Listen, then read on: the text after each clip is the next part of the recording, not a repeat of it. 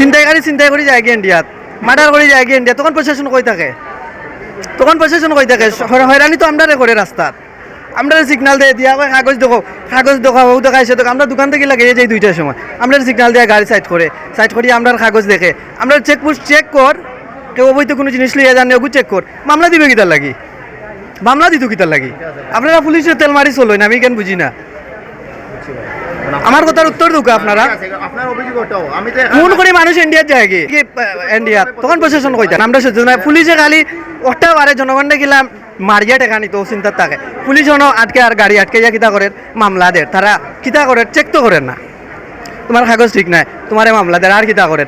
খুনি তার টিকু যার গিয়ে ইন্ডিয়াত, চিন্তাইকারী টিকু যার কি চিন্তাই করি ইন্ডিয়াত, মার্ডার করি যার গিয়ে ইন্ডিয়াত। পুলিশ আরো বড় অংশ জনগণের বিগ্রার, জনগণে বিগ্রার, জনগণের পাশে নাই পুলিশ কোনো সময় নাই।